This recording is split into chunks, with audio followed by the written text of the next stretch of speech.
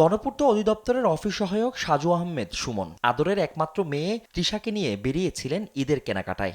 রাজধানীর আলোকসজ্জ বিপণিবিতানগুলো থেকে পছন্দের পোশাক কেনা হলেও বাড়ি ফেরা হয়নি বাবা ও মেয়ের। শুক্রবার রাত ৯টার দিকে বাবার মোটরসাইকেলে বাসায় ফিরছিলেন তৃষা। সায়েন্স ল্যাব মোড়ে পৌঁছালে একটি ট্রাক মোটরসাইকেলে সজোরে ধাক্কা দেয়। ঘটনাস্থলে মৃত্যু হয় সুমনের। স্থানীয়রা তৃষাকে নিয়ে ঢাকা মেডিকেল কলেজ হাসপাতালে নিলে চিকিৎসক তাকে মৃত ঘোষণা করে। ভিগো ওয়্যার গার্ড প্রয়োজন মতো বাঁকানো যায়, অধিক চাপেও ভাঙে না। ভিগো। সুমনের মোবাইলে ফোন দিলাম, ফোন রিসিভ করলো হচ্ছে সাব ইন্সপেক্টর নিউ মার্কেট থানার। উনি আমাকে ফোন দিয়ে বললো যে আপনি কি হন? বলে আমি বললাম ভাই। আমি আমার ভাই কোথায়?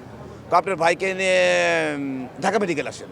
অবশ্যই গাড়ির একটা বেপরোয়া গতি ছিল, এই জন্য আজকে আমাদের কলিগটা আজকে এই অল্প বয়সে সে জীবনটা হারায় গেল। অন্যদিকে রাজধানীর তেজগাঁওয়ে ঘটেছে একই ঘটনা। হারুন রশিদ সনি ঈদের কেনাকাটা শেষে পরিবার নিয়ে সিএনজিতে বাসায় ফেরার পথে সিএনজি ইউটার্ন নেয়ার সময় উল্টো দিক থেকে আসা ট্রাকের ধাক্কায় যাত্রী সনি ও সিএনজি চালক আলিম প্রাণ হারায়।